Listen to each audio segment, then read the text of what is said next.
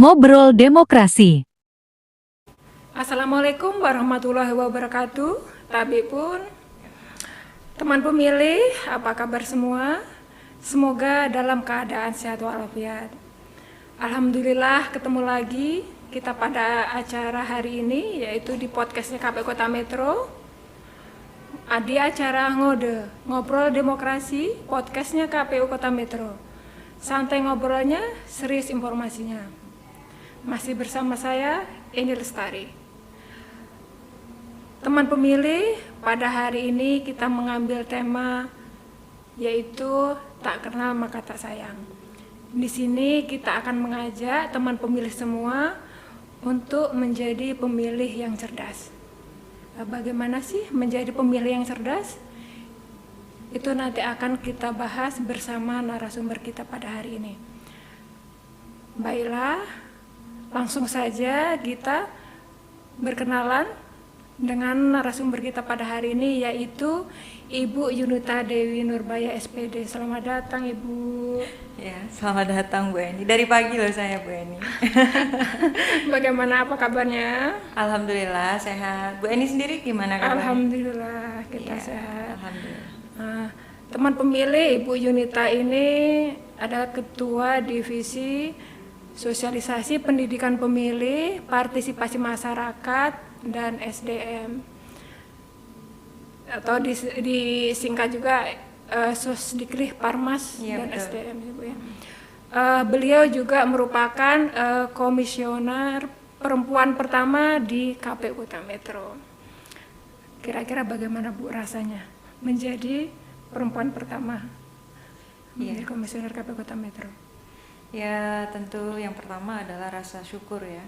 Bangga juga karena dari beberapa periode di Kota Metro, di KPU Kota Metro ini dari 2004, periode 2009, kemudian periode 2019. Nah, alhamdulillah ada pergantian, ada masuk keterwakilan perempuan yang diwakili oleh saya.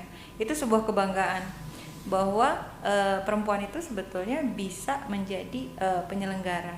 Saya mewakili dari segmen perempuan di sini untuk berkecimpung di dalam penyelenggaraan, baik itu kemarin pemilihan, nah insya Allah nanti ini pemilu 2024 gitu Bu Eni.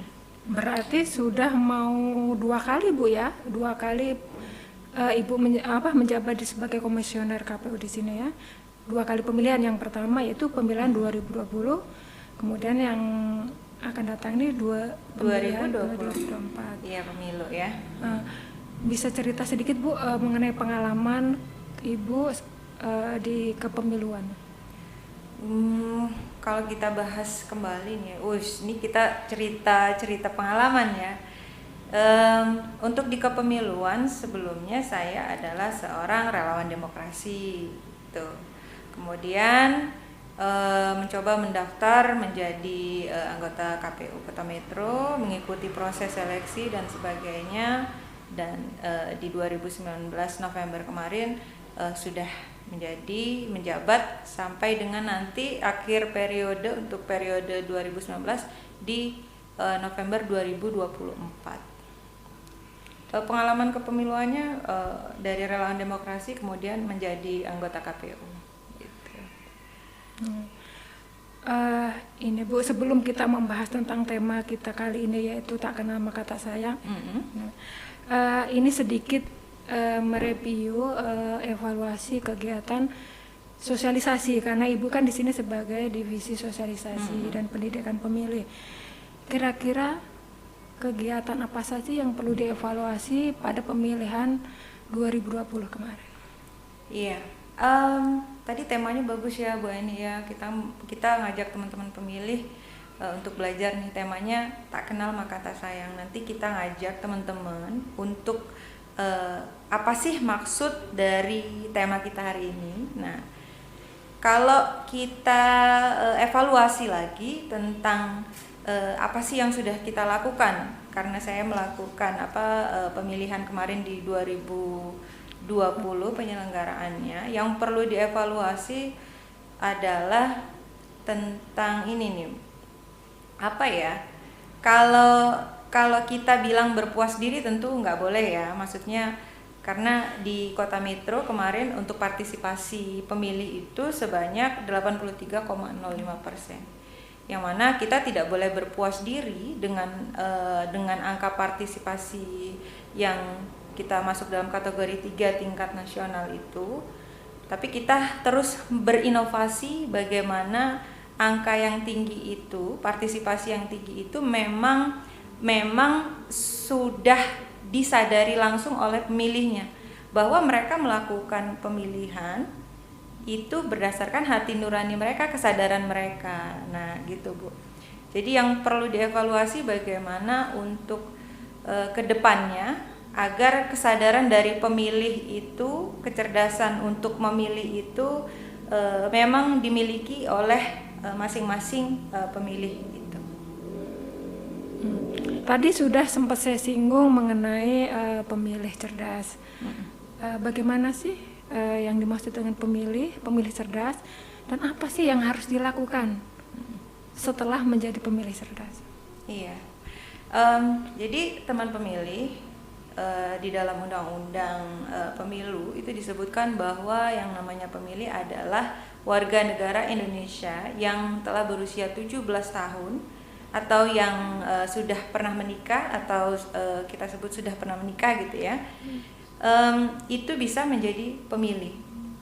Jadi kalau kita sebut contohnya, jadi adik-adik sekolah SMA sudah usia 17 tahun itu sudah bisa memilih, tapi dengan syarat seperti apa? Harus terdaftar di kalau kita secara administrasi ya, atau sudah mempunyai KTP begitu.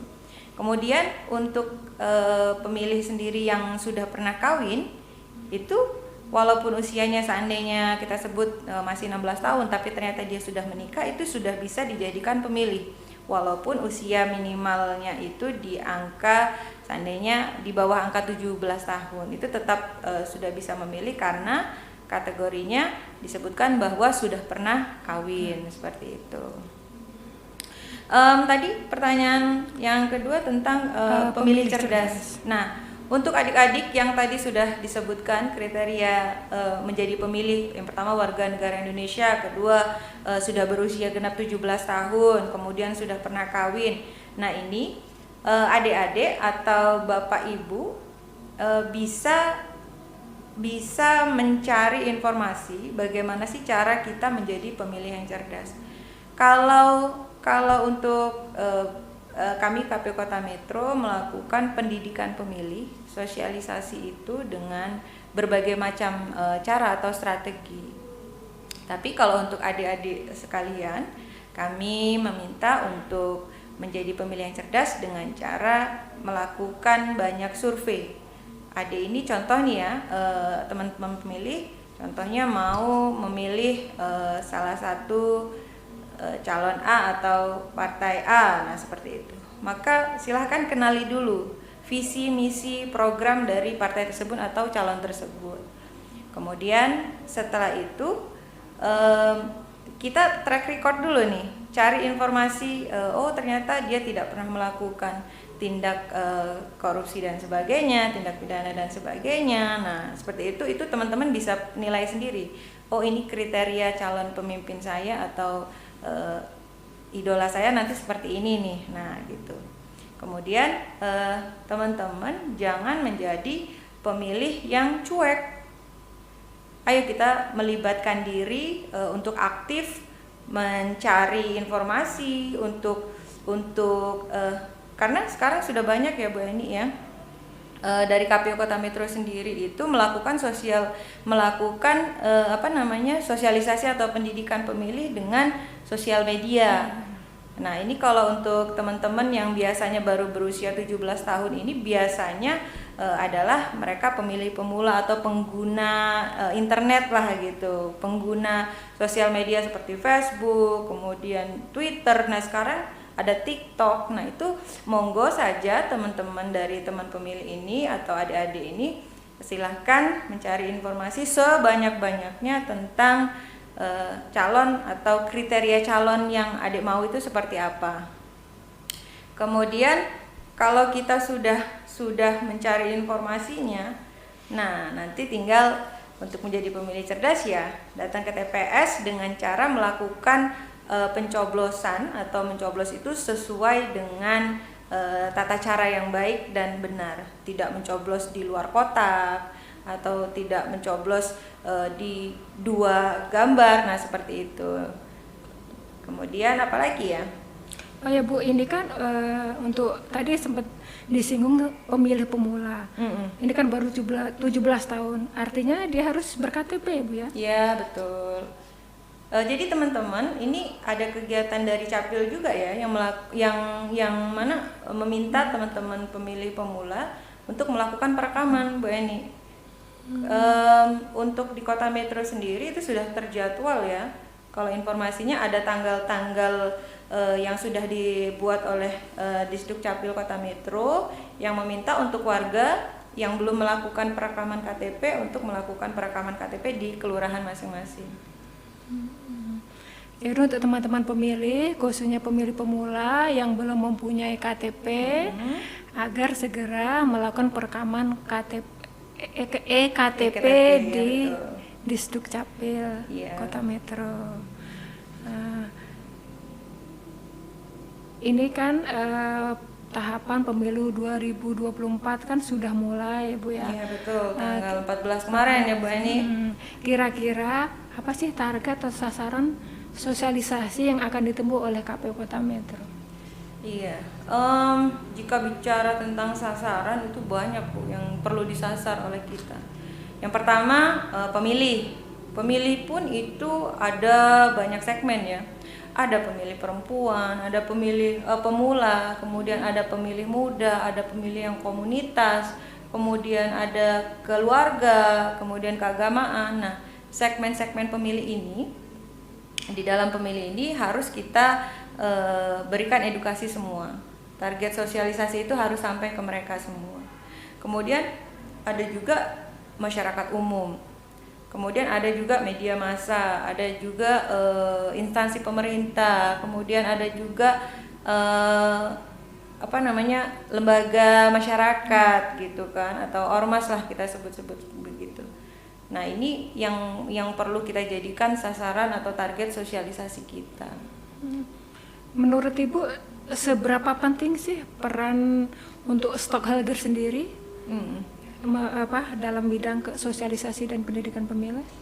Iya, kalau bicara peran dalam pelaksanaan atau penyelenggaraan pemilu nanti di 2004 ini 2024. Iya, 2024 nanti pemilu 2024 ini bahwa tidak hanya satu segmen saja, tapi seluruh elemen, baik dari kita penyelenggara, kemudian stakeholder, tidak hanya stakeholder saja, kemudian pemilih saja yang harus kita berikan edukasi, kemudian peserta pemilu pun itu harus sama-sama melakukan edukasi kepada para pemilih tentang bagaimana sih cara memilih yang benar, karena banyak loh ternyata di saat perekapan itu ada surat suara yang tidak sah.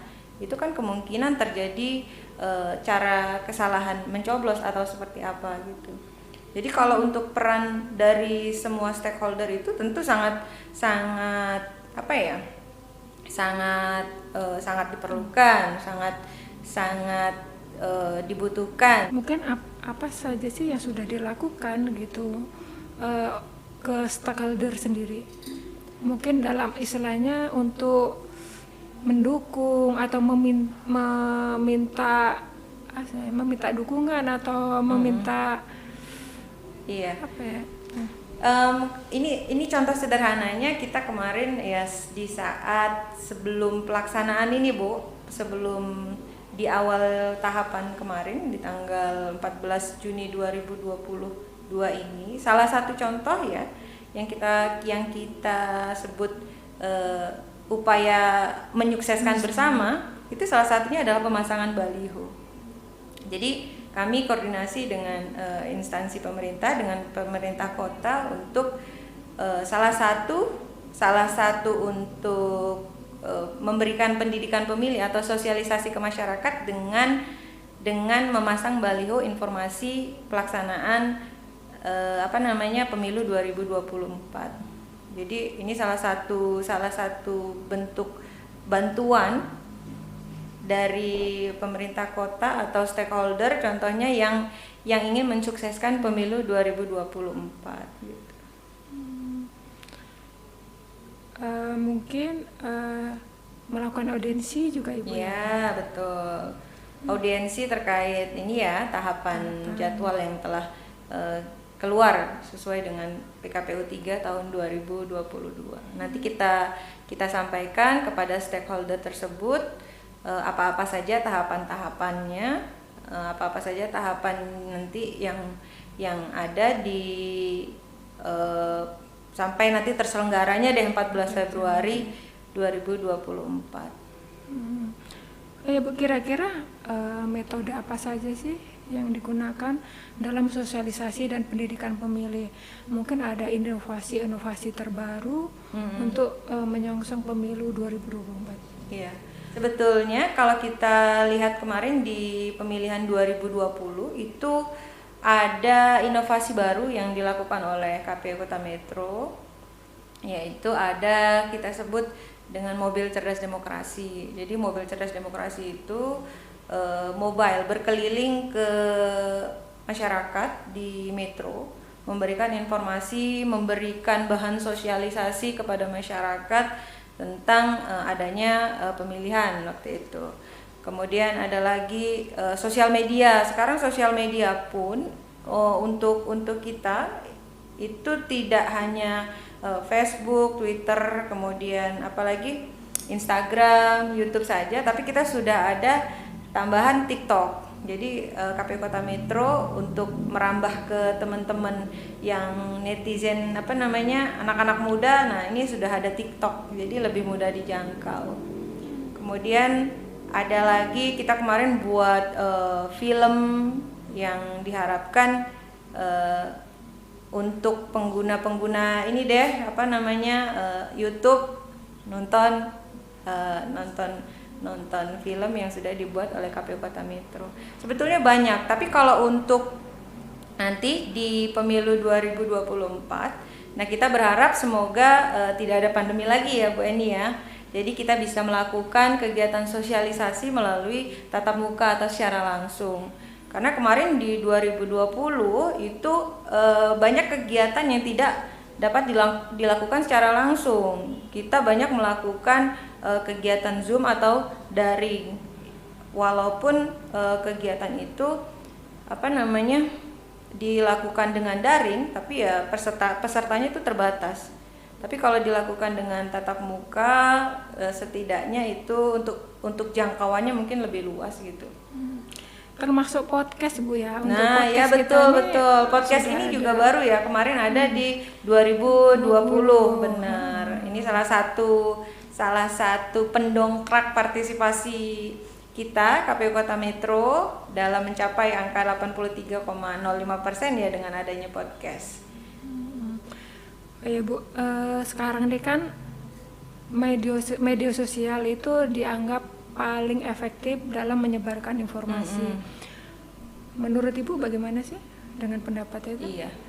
Kalau saya sendiri, karena saya memang pengguna, memang orang yang membutuhkan itu, ya saya menganggap bahwa itu memang salah satu hal yang paling efektif untuk menyebarkan informasi. Tapi bagaimana dengan mereka yang tidak menggunakan itu? Apakah informasi itu terjangkau oleh mereka? Nah ini PR-nya, jika memang edukasi atau melakukan pendidikan pemilih itu di segmen internet saja atau netizennya saja, bagaimana kita tahu itu sudah tercapai atau belum?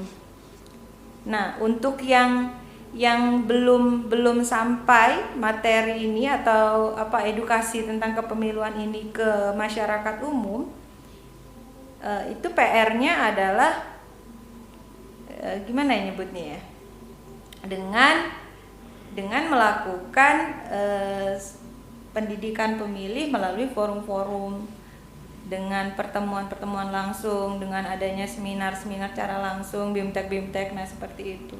Atau yang sederhananya saja sebetulnya dengan melakukan, contohnya kalau untuk ibu-ibu ada kegiatan arisan. Nah gitu Bu. Nah itu kan nggak semua orang waktu pas arisan bawa handphone gitu kan ya. Nah itu sebenarnya ada satu momen untuk kita bisa masuk ke situ menyampaikan tentang kepemiluan atau edukasi demokrasi kepada segmen itu gitu. Berarti termasuk misalnya ibu-ibu di pasar. Boleh. Kan bisa langsung terjun ke lapangan gitu kan, langsung memberitahu. Kita juga kemarin ada loh Bu Eni kegiatan namanya gerbek pasar. Nah itu gerbek pasar kita memberikan pamflet, selebaran, bahkan door prize ke masyarakat yang bisa menjawab pertanyaan-pertanyaan terkait kapan sih pelaksanaan pemilihan waktu itu ya. Nah mungkin nanti kita bisa dapat lakukan lagi tentang kreasi metode-metode kreasi seperti itu dengan gerbek pasar, atau pula nanti kita nonton bareng, kita bikin film tentang edukasi kepemiluan lagi agar teman-teman bisa nonton bareng dan menyimpulkan nih, oh ternyata edukasi lewat film ini bisa juga ya gitu. Ini yang terakhir nih Bu. Sudah terakhir. Kira-kira apa sih tantangan dan harapan Ibu sebagai Ketua Divisi Sosialisasi Pendidikan Pemilih dan Parmas? Iya. Jika ditanya tantangan terbesar kita adalah bagaimana membuat pemilih itu sadar atau melakukan atau datang ke TPS itu dengan pemahaman atau kesadaran tentang kepemiluan itu. Itu tantangan saya ya. Saya inginnya agar pemilih itu tidak mudah terprovokasi dengan informasi yang belum jelas, kemudian tidak mudah terbujuk dengan yang namanya politik uang. Nah, seperti itu tantangannya, bagaimana menyikapi atau bagaimana cara mengedukasi, memberikan pemahaman kepada pemilih bahwa yang dilakukan tadi yang sudah saya sebutkan itu tidak baik gitu loh. Memberikan pemahaman itu, insya Allah kalau kita sudah memberikan pemahaman, setidaknya mereka dengan sadar, dengan hati nurani itu milih sendiri gitu loh. Yang kita mau teman-teman pemilih datang ke TPS, nyoblos dengan benar, kemudian dengan hati nuraninya gitu. Alhamdulillah teman pemilih sudah sampai di akhir. Oke. Jadi ini sudah selesai ya Bu Eni ya. Terima kasih ya Bu atas kesempatannya pada hari ini untuk hadir di podcastnya KPU Kota Metro. Oke, ya sama-sama. Teman pemilih, semoga ngobrol kita hari ini bisa menambah pengetahuan dan wawasan kita semua. Bangotong-tong burung beo, terbang melayang di atas awan. Tonton terus podcastnya KPU Kota Metro. Sayang kalau sampai dilewatkan. Asik, iya. Jadi teman pemilih jangan lupa like, subscribe, dan komen di podcastnya KPU Kota Metro. Apabila teman pemilih ada yang memiliki ide mengenai tema untuk podcastnya KPU Kota Metro untuk episode selanjutnya, dapat memberikan komen atau chat di YouTube-nya KPU Kota Metro. Saya akhiri, wassalamualaikum warahmatullahi wabarakatuh. Waalaikumsalam warahmatullahi wabarakatuh.